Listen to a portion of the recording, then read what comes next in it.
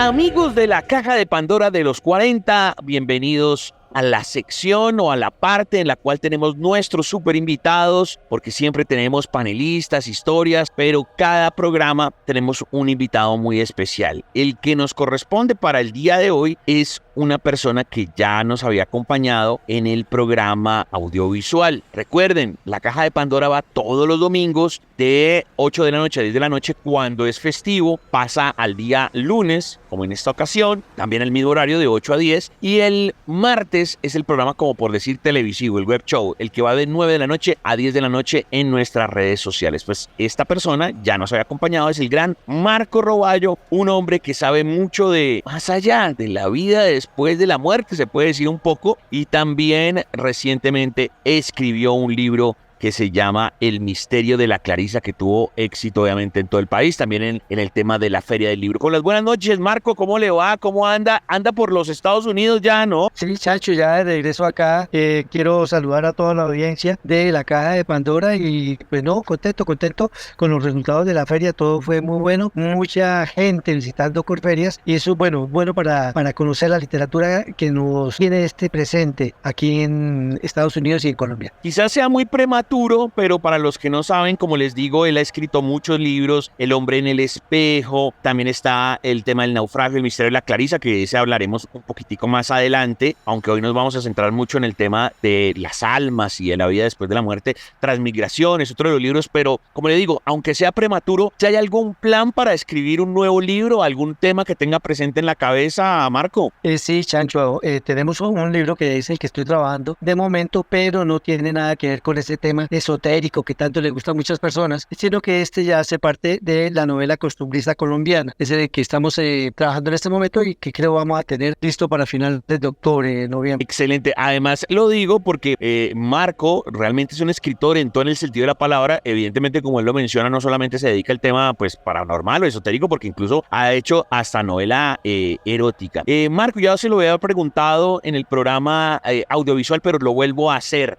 Sí, usted ha tratado todos los temas, pero ¿qué es lo que lo motiva a escribir sobre estos temas esotéricos? Bueno, lo que sucede es que siempre el ser humano está en la búsqueda constante de qué hay más allá, de la vida, que incluso hay interrogantes de la propia vida, cómo no va a haber para la gente que no sabe qué nos espera después de que dejamos este plano físico, cuando tenemos un plano etéreo. Entonces yo creo que eso es lo que nos motiva a buscar, siempre en la constante búsqueda y a que hay una cosa, Chacho, que nadie tiene, la verdad absoluta. Planteaba en uno de tus programas que la muerte, a mi considerar, no existe. ¿Por qué razón? Porque pues cuando se habla de la muerte, nosotros no podemos hablar de la muerte porque no la conocemos. Y si llegamos a estar en ese estado, cuando la gente dice que estamos muertos, ¿cómo vamos a saber que podemos transmitir un conocimiento desde ese estado? Entonces yo creo que es un estado que no podemos vislumbrar como tal. Ok, pues entonces ahora sí vamos a entrar en materia de lo que nos corresponde de este hermoso programa paranormal llamado La Caja de Pandora. Recuerden ustedes las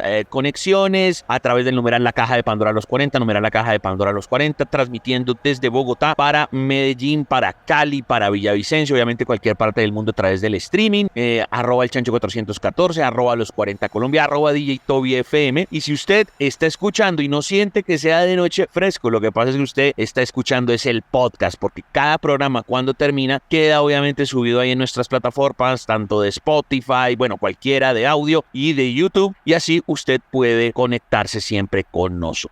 La vida después de la muerte. ¿Qué cree usted, Marco, que pasa en el momento que es el último suspiro? Automáticamente se ve la escalera al cielo, es el famoso túnel, para cada persona hay una experiencia diferente. ¿Qué pasa en esa exhalación, en la última exhalación, querido Marco? Bueno, documentado en un efecto que se llama efecto fotográfico de Kirlian, se tiene por concepto de que hay un desprendimiento de un elemento etéreo del cuerpo humano y que el último desprendimiento sea desde el estómago, no desde la cabeza como se tenía pensado. Yo creo que ese plasma, eso que sale del cuerpo, va a un lugar donde se concentra como una especie de reunión de muchas almas, muchas personas que han dejado de este plano y han pasado a ese otro plano, y allí hay una especie de espera. Es como cuando tú llegas a un consultorio para que te atiendan, me imagino yo, y allá tienen que esperar hasta que esté estés listo para que te pasen y puedas hacer una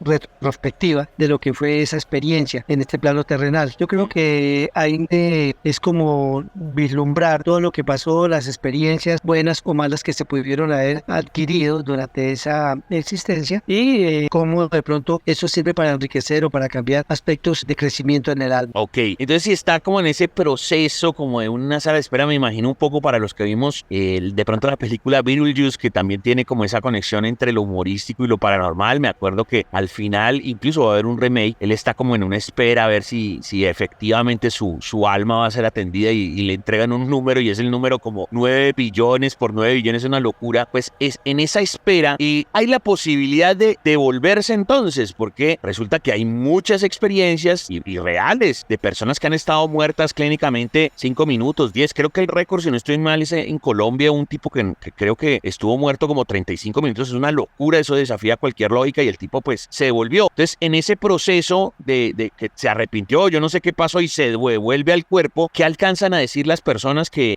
usted ha reportado o que ha conocido, que conocieron de ese otro espacio y lo pueden reportar después de la muerte, querido Marco? Pues Chacho, imagínate que por mano de una sobrina mía que es enfermera, ella es enfermera y profesora universitaria en Yopal, Casanare, ella me comentó que vivió el caso del padre de una doctora, amiga de ella, que el señor tuvo estuvo muerto por algunos minutos, creo que fueron 7, 8 minutos que él estuvo muerto, que ya incluso eso es desafío para la ciencia, porque pues se tiene el concepto de que máximo pueden ser 5 minutos, él duró un poco más, o sea, porque tú sabes que falta el cerebro, falta el oxígeno al cerebro, y eso causa algún tipo de situación para la gente, para que puedan volver bien. Pues resulta que este señor regresó y tan pronto volvió en sí, lo primero que pidió fue un cigarrillo. Él nunca en su vida había fumado. Pues todos un poco sorprendidos por la petición del señor, le pasaron y hasta donde yo sé, ha sido un fumador compulsivo. Un fumador compulsivo. Se ha mantenido siempre esa tónica, en esa situación, y pues vino con una serie de circunstancias, con una serie de elementos que le estaban sucediendo constantemente, pero lo que más les llamaba la atención a todos era eso, esa constante necesidad de estar fumando cigarrillos. Interesante. Entonces, ¿son ciertas esas historias? ¿O usted qué opina de esas historias? Pues usted lo acaba de decir, el tipo que llega fumando, pero de que llegaba hablando otro idioma. Hay gente que ha dicho, mire, no sé, antes yo era un experto en karate, se me olvidó, ya no sé absolutamente nada, no sé pelear karate, o no tenía ni idea de tecnología y ahora soy un berraco para los videojuegos o para la tecnología. Pasan ese tipo de situaciones, es porque en esos minutos que la persona estuvo muerta, ¿adquirió algunas habilidades o fue que se cruzó el alma de otra persona o qué es lo que sucede ahí? Yo creo que ahí en ese plano etéreo del que te comento, hay un mundo de conocimiento que hace que la gente, cuando pase por ese umbral, cuando pase bajo ese pórtico, adquiera algunas habilidades adicionales o pierda algunos conocimientos que ya tiene. Por eso es lo que sucede con la gente que ha estado en coma, que llegan y tienen una personalidad muy diferente a la que dejaron en el momento en que tuvieron algún accidente cerebral o algo así. Okay. Y obviamente acercándonos precisamente a las obras que ha hecho el señor Marco Roballo, para que igual también lo busquen en su Instagram, por ejemplo, que es Marco T. Roballo. Veo el hombre en el espejo. ¿Qué es lo del hombre en el espejo, Marco, para que le cuente a la gente? Bueno, el hombre en el espejo es una historia, es un género de novela urbana que quise desarrollar y que es de una persona que tiene una muy buena afinidad con su esposa, pero él es muy controlador con esta señora. En determinado momento a este señor la esposa le dice que quiere tener un hijo, pero él siempre se niega a esa posibilidad, pensando de una forma egoísta de que al momento de que suceda eso, él va a quedar muy solo y va a tener que compartir su esposa con alguno de sus hijos. En ese momento le dice que no, que esperen, pero ella hábilmente va y somete algunos de sus óvulos en criogenia para que si en determinado momento llega a pasar algo, ella pueda hacer uso de ellos y pueda tener hijos. Mientras se desarrolla la novela, esta señora tiene un accidente, van con su esposo en un carro, tiene un accidente y ella está comprometida vascularmente al punto que el médico le vaticina que no va a tener más de 72 horas de vida, entre 48 horas y 72 horas de vida. Pues bien, este señor comienza a hacer un análisis retrospectivo de todo lo que ha sido su vida y se siente mal con respecto a todo lo que le ha negado a su esposa, y en una carrera contra el tiempo trata de buscar comunicación con ella, pero no la logra. Ella está en coma y por más que él trata de hablar, no tiene claro de si ella lo está o no uno escuchando. Por tal motivo, él recurre a varios elementos, a varias personas para que le ayuden a mirar a ver si puede conseguir, si puede lograr una muerte asistida. ¿Cuándo? En el momento en que su esposa muera. ¿Para qué? Para comunicarse con ella, para hablar con ella. Pues todos los elementos, todas las formas de suicidio que él puede contemplar le causan terror y no logra hacer nada. Hasta que logra encontrarse con un médico que es una especie de genio, una especie de loco. Él le dice que él le puede ayudar, pero que él no es un asesino, que no le puede causar la muerte, pero que sí, en cambio, le puede hacer que vaya a ese plano por 4 minutos y medio y le regresa a la vida. ¿Cómo? Por medio de un teaser. No sé si lo recuerda, Sancho, esos teasers que utiliza la policía de los Estados Unidos y que causan un choque eléctrico bastante fuerte y que puede dejar a una persona en el piso. ¿Se recuerdas que han muerto varios por ese medio? Sí, señor. ¿Okay? Sí. Entonces, lo que hacen ellos es que tratan de causarle la muerte por medio del teaser a este señor en el mismo momento en que ella está perdiendo sus signos vitales. Cuando mueren, él le da nomás 4 minutos y medio para que él vaya, tenga alguna experiencia en ese plano y luego que regrese a los 4 minutos y medio y que le cuente a él todo lo que él vio. ¿Por qué el médico quiere hacer eso? Porque él tiene un hijo que ha muerto y él tiene constantes sueños con el hijo que se le manifiesta y que le dice que no se preocupe más, que él se encuentra bien. Entonces él prefiere que sea una experiencia con alguien tomándolo como conejillo de indias para que vaya a ese plano y le traiga algún tipo de información. Ese es el trato que ellos cierran. Llega el momento, la esposa comienza a perder los signos vitales y en el mismo instante en que ella muere, el señor le causa un choque eléctrico bastante alto, causándole la muerte también a él de manera momentánea. Brutal. Ajá. No, iba a decir que brutal la experiencia y cómo desarrollan la trama, pero obviamente el libro pues cuenta muchas más cosas, ¿no? No nos vamos a quedar solamente con este tentempié y lo pueden buscar si van obviamente al Instagram, ahí está parte de sus publicaciones. ¿Qué más ibas a acotar, querido Marco? Bueno, resulta que ahí en ese momento pues es la primera parte del libro cuando está narrada por este señor que está sometiéndose a esta experiencia y ya en la segunda parte del libro viene siendo narrada por el omnisciente, la persona que lo ve todo, que lo sabe todo y lo lleva a un plano donde este muchacho pasa a esa otra, esa parte como paraíso, donde encuentra un poco de personas sabios que comienzan a darle respuesta a una serie de preguntas que él tiene y que siempre pues, lo han atribulado y comienza él a entender por qué pueden regresar a la tierra las personas que han muerto intempestivamente, por qué regresan, porque de pronto tienen unos minutos allá en ese sitio y regresan porque aún no han cumplido una misión o porque los que murieron demasiado jóvenes y ya no pueden regresar, porque regresan en otro cuerpo para cumplir esos años que les faltan para cumplir con la meta a que habían venido. Entonces ahí se forma una dialéctica en todo lo que sucede allá, donde él conoce que hay un río muy grande, donde las personas pasan ese río y llegan a un templo, donde adquieren más sabiduría, donde comienzan a entender un poco el porqué de la gente que viene a este plano terrenal a prepararse, a ser mejores personas, a crecer espiritualmente. Entonces esa es la segunda parte que se narra de esa manera omnisciente y la tercera parte es cuando una de esas almas regresa a este cuerpo como si tuviera un cuerpo ajeno. Pero ¿quién regresa? ¿Qué es lo que encuentra? ¿Qué es lo que pasa? ¿Cuál es la experiencia que va a vivir? Es un cambio de giro bastante fuerte que deja a la gente bastante inquieta. Entonces eso es la trama del Hombre en el Espejo y pues no le pongo más de este tema porque si no lo voy a ver spoiler y la gente no termina comprándolo para investigar qué es lo que sucede a la final. Marco Roballo ya hablándonos de estos temas tan interesantes. Bueno, y acabamos de tocar entonces el otro tema. Estábamos hablando como con experiencias cercanas a la muerte, pero entonces ya damos por entendido que el alma, no sé, progresó, que el alma se fue y demás. Pero entonces, ¿qué pasa cuando regresa? ¿Qué opina Marco de la famosa reencarnación? ¿Tendremos muchas reencarnaciones en la vida? ¿Una sola? ¿Cómo es este cuento? ¿Cómo lo puede plantear Marco? Bueno, pues sí, ese es un tema que es tan antiguo como la humanidad, pero a raíz de que ese tema fue manipulado muchos años por la religión, sobre todo por la religión católica, por los cristianos, no se le ha dado pues la importancia aquí en Occidente como se la tiene en Oriente, digamos las religiones como el budismo, el islamismo. Hay algunas religiones que sí permiten que se pueda hablar de ese tema abiertamente. Yo considero que sí existe algo y pues para comprobarlo, mi querido Chancho, lo que hice fue hacer una regresión y se la hice a mi esposa para mirar qué podía encontrar. ¿Por qué razón? Porque cuando veía yo ese tipo de lineamientos que nos presentaban en algunos libros, que nos presentaban en televisión, siempre pensé que eso podía estar manipulado, que podría ser de pronto un concierto entre varias personas para conseguir algún tipo de rating o para alguna cosa de tipo comercial. Por eso quise vivir en carne propia de mi mano, a ver si se podía encontrar algún tipo de respuesta, y así fue.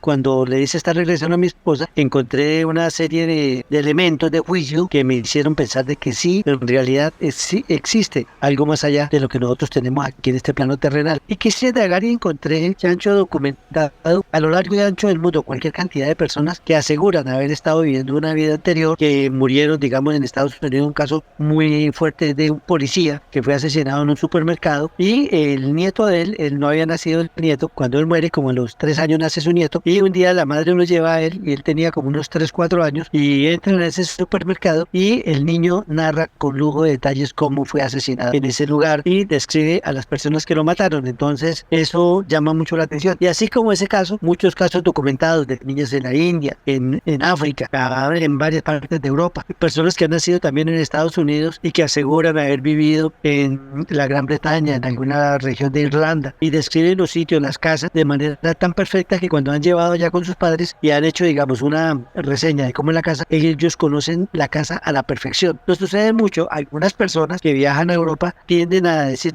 no, esto es un déjà vu, como que ellos nunca hubieran vivido eso antes, y dicen que de pronto es alguna cuestión de memoria genética. Pero, mi querido Chancho, ¿será memoria genética o será que sí realmente tenemos un recuerdo que viene de una vida pasada? Interesante. Estas investigaciones hacen parte del libro Transmigración, el quinto sepulcro, que también es suyo. Sí, señor. Ese también es mío, el quinto sepulcro, un libro que se ha vendido mucho aquí en Colombia y en Ecuador y en Perú. Y es un tema que llama la atención de la gente porque pues, la gente quiere conocer, Chancho, si en realidad existen otras cosas, si existen elementos que nosotros deberíamos conocer que pueden enriquecer el alma. De hecho, Chancho, pues yo siempre he manifestado que, digamos, si tocamos el tema de la religión, y más concretamente, si nos vamos a la religión católica, que de la que más hay a nivel latinoamericano, uno se pregunta, bueno, si ellos preparan a la gente para un bautizo, preparan a los padres para una primera comunión, para una confirmación, incluso para un matrimonio, ¿por qué no preparan a la gente para el paso más importante que tienen que dar, que es para dejar, para abandonar, para separarse de este mundo terrenal? Eso hace que la separación de este mundo terrenal sea tan traumática para tanta gente, que eso es un dolor fuertísimo. Si uno de pronto estuviese preparado y se diera cuenta de que uno lo que está dejando aquí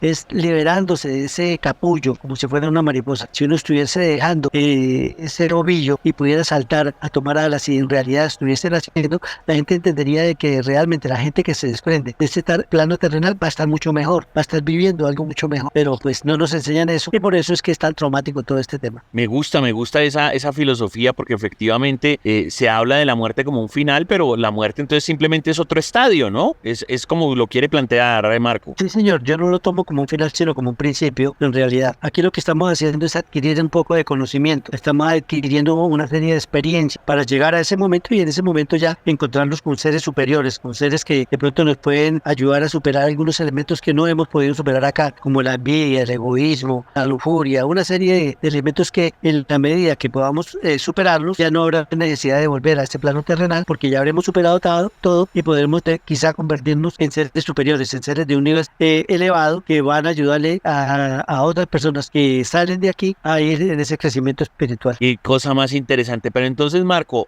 pues obviamente cada persona será un mundo, pero entonces, ¿cuántas veces se repite ese proceso? ¿Ese proceso no tiene un final? Es decir, para algunas personas se reencarnará 5 veces, para otras 6, para otras 7, o otras una sola, o ¿cómo es el cuento? ¿Nunca llega uno simplemente a trascender y a ir a un cielo o a un infierno? ¿O siempre uno está en constante reencarnación? Yo creo que se está en constante reencarnación las veces que sea necesario. Ya cuando se han superado todos estos elementos, cuando se ha alcanzado esa, no perfección, pero esa forma, yo creo que deseada, para que uno no tenga que venir a vencer más miedos, más terrores, más vicios al plano terrenal, yo creo que se queda uno allá. Ahora, con respecto a lo del infierno, mi querido Chancho, yo nunca he creído que existe tal infierno. Yo creo que las cosas uno mismo las vive aquí en este plano terrenal. La situación que uno vive, hay gente que realmente vive un infierno aquí en la tierra, que vive unas circunstancias bastante caóticas, que viven atropellos de la misma sociedad. Entonces yo creo que qué más infierno que es.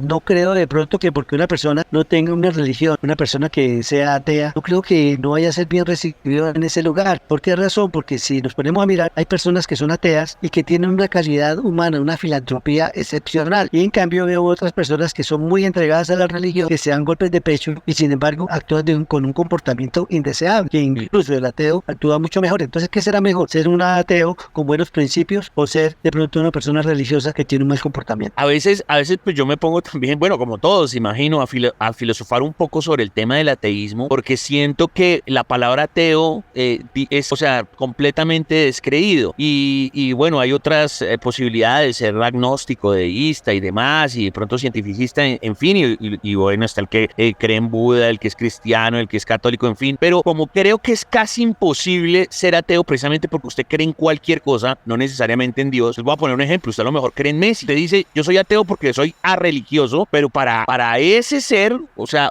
ese es su Dios. Incluso existió la iglesia maradoniana. Hay unos manes por allá, si no estoy mal, en Jamaica o yo no sé en dónde, que se llamaban los pastafarios y creían en un monstruo ahí raro. Entonces decir que uno es completamente ateo, pues sería como jodido, porque usted de todas maneras tiene que creer en algo, así sea en su familia, que sería su deidad. ¿No le parece un poco que es así o qué opina de ese concepto del ateísmo? Sí, es bastante complicado el tema, porque uno no sabe si en realidad puedan tener una relevancia con un piso bien fuerte donde uno se pueda sostener. La religión, digamos, es una fe, es un dogma, es creer en algo que uno nunca ha visto. De pronto que le han comentado a uno y que se presenta muy a menudo como esos milagros, lo hacen llevar a uno a cambiar un poco la opinión. Yo soy católico, tengo que mencionarlo, no puedo decir que soy de ese plano ateísta, pero respeto todo tipo de religión porque considero que cada cual es libre de tener su religión, de creer en lo que ellos crean más conveniente, pero siempre con respecto hacia las demás religiones, ¿no? E incluso hacia el mismo ateísmo, porque como tú dices, para mí el ateísmo es otro tipo de religión, no es más que eso. Ok, bueno, Marco, y entonces resulta que en ese proceso de estar en constantes reencarnaciones o de pronto las personas que mueren de manera violenta, entonces Marco da por entendido que sí existen entonces que los fantasmas, pues, o sea, el ser querido que está por ahí deambulando en la casa de uno o en los cementerios o estas entidades que son, sí existen los fantasmas mientras buscan otro cuerpo, o cómo es el video ahí, Marco. Pues sí, yo creo que hay cosas. Hay situaciones paranormales, hay elementos que a veces se le presentan a uno que uno no puede entender, que uno no logra terminar de entender. Por ejemplo, a mí particularmente, pues no sé si son fantasmas o no, pero yo tengo sueños en determinado momento que son repetitivos y que, chacho, a mí no me gusta tenerlo. He visto situaciones antes de que sucedan. He visto la muerte de personas en alguna ocasión y la muerte en un carro rojo compacto que sucedió y que sucedió a escasas cuadras de mi casa. Vi, por ejemplo, también en algún momento que iba entrando a un almacén, vi un accidente unos minutos antes de que sucediera y después pues veo pasar las ambulancias y el carro de bomberos hacia mi casa y lo seguí y pues quedé completamente perplejo cuando vi que se estacionaron frente a la casa. Entonces cuando uno no logra darle una explicación a eso, uno se pone a pensar de que sí hay algo, que sí existe algo. De pronto seres le llevan a uno algún tipo de recuerdo, algún tipo de memoria y hacen que uno vea cosas que uno definitivamente no quiere ver. A seres que a veces se presentan en algunos lugares donde uno llega y que uno ve sombras que pasan, uno ve sonidos, uno ve mucho tipo de experiencias que se tienen y que uno no puede darles un texto científico. Yo soy ingeniero mecánico y como ingeniero mecánico soy un poquitico más tomado hacia la ciencia, hacia lo que es exacto, hacia lo que es, digamos, los números, pero hacia lo que pronto no tiene explicación, pues le queda a uno un poco difícil ya dada la formación que uno tiene. Ok, tremendo. Pues bueno, ha sido un programa maravilloso que quisimos centrarlo en el tema de la vida después de la muerte, la reencarnación. Igual las puertas siguen abiertas para que Marco venga las veces que quiera a través del espacio radial y pues bueno, él vive en Estados Unidos, pero cuando se pueda y venga a Colombia, pues también lo tendremos en el espacio televisivo. Pero como nos quedan todavía unos minutos, Marco, pues aproveche para que nos cuente algo o por lo menos la sinopsis de este libro que estuvo usted promocionando en la Feria del Libro, que se llamaba El misterio de la Clarisa. No tiene que ver con eso, pero es otra de sus grandes obras, entonces aproveche pues para contar un poquitico el rollo y dónde lo consiguen y todo, si la gente lo quiere comprar, Marco. Sí, chacho, pues mira, el misterio de la Clarisa tiene que ver con una custodia para aquellas personas que no lo conocen, es un ornamento religioso que se da para que la hostia consagrada pueda rendir un tributo a Jesucristo. Resulta que de las custodias que nosotros conocemos, pues solamente se nos nombra la custodia de Vadillo, por aquello de que se lo robó a alguien y que desconfiaron hasta el mismo sacerdote, pero esta custodia de la que se habla acá, la custodia de las monjas clarisas de la ciudad de Tunja, pues tiene algo particular. Primero, pues de pronto por esa historia que viene viene desde la época colonial, desde 1737, en que fue construida por un platero, Nicolás de Burgos, y que fue mandada a hacer por una poetisa muy famosa que fue colombiana cuyo nombre fue Francisca Josefa, que nos deja un legado. Francisca Josefa del Castillo nos deja un legado muy importante, no solo con la custodia, sino también con sus obras literarias. Ella es una de las dos grandes poetisas de la época, sobre Juana Inés de la Cruz, pues también era otra, siendo mexicana, siendo de Veracruz, pues también nos dejó un legado importante a nivel literario. Pues bueno, cuando se hace esta custodia, tuvo que trasegar muchos años tratando de defenderla de los delincuentes, de gente que la quería monedizar, o sea, de fundirla para convertirla en moneda, para sufragar los costos de la independencia. Trataron de robarse las muchas oportunidades. Simón Bolívar, Antonio Nariño tuvieron los ojos sobre ella porque querían también sacar partido de ella para esa gesta independentista. Luego fueron algunas otras personas con los siglos de que querían robársela, pero ella pudo sobreponerse a todo este tipo de situaciones. En 1978 el techo del convento de las Clarisas comienza a caerse y las monjas, que no tienen muchos recursos, comienzan a apelar a la feligresía, pero nadie le da, digamos, ese sustento que ellos necesitan para recuperar su techo. El arzobispo, de una manera un tanto irresponsable, dice: vendan lo que tengan que vender para que la puedan arreglar, para que puedan arreglar ese techo. Y así es que ellas se echan mano de la Clarisa y comienzan a ofrecer a la venta. Al Banco de la República en su momento le ofrece $1.000.000, pero es un anticuario, Carlos Mansur, un anticuario manizalita que vivía en Bogotá, quien la compra finalmente en $2.500.000 de pesos. Cuando la venden cuando la compran ese precio, él no sabe a lo que se había hecho. Comienzan a suceder una serie de elementos fortuitos. Se volca el carro que traía la Clarisa de Tunja a Bogotá, el hombre que venía manejando, el conductor casi muere.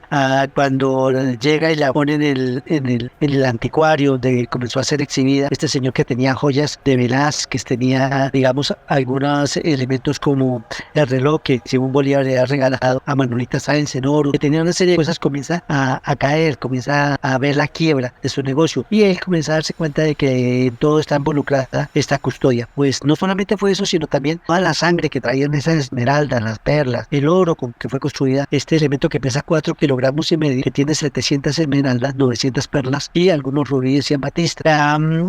Otros elementos de juicio que hay que tener en cuenta, digamos, la muerte de una de la hija que tenía la persona que la sacó del país y que se la llevó para Nueva York. Él llama de allá cuando le quieren quitar la custodia, la aduana de los Estados Unidos, por haber entrado de forma ilícita al país, a los Estados Unidos. A él le piden un documento, y este documento él lo sugiere a su hija que se lo lleva a conseguir. La niña, una famosa poetisa también que había ganado un premio, que a la edad de 8 años y que a los 13 años ya era estudiante de una prestigiosa universidad de Bogotá. Ella viaja a Tunja en compañía de su novio, con tan mala suerte que faltando 1 kilómetro para llegar a esta ciudad tiene un accidente y muere. Entonces, pues son muchos los elementos que tienen en consideración a esta custodia tan famosa, una de las 3 custodias más importantes que hay en el Museo de Arte Miguel Urrutia del Banco de la República, y que se pueden ver porque tienen entrada libre y que hacen parte de nuestro legado cultural, de ese legado colonial que nos dejaron todos estos estamentos religiosos. La una es la lechuga, que no sé, Chancho, si tú la has escuchado nombrar, que le dicen así a la custodia de San Ignacio, y que se llama de esta manera, que le dicen la lechuga, es por el color verde de las esmeraldas, tantas esmeraldas que tiene. También hay otra que se llama la bordadita, y también está esta custodia, que es la custodia de la Clarisa. Entonces, el final pues nos muestra todo lo que sucedió, todo de una manera muy histórica, y pues eso hace parte de lo que es el libro El misterio de la Clarisa. Tremendo, señoras y señores, vayan y búsquenlo, vayan y también escríbanle al querido Marco Terrovallo en Instagram, Marco Terrovallo, y ahí está la información de muchos de sus libros. Muchísimas gracias, Marco, nos encontramos en una próxima oportunidad. Bueno, querido Sancho, un abrazo para ti y para toda la audiencia de La Caja de Pandora. Muchas gracias. Señores, y nosotros continuamos en el mundo del oculto y lo paranormal, en La Caja de Pandora de los 40.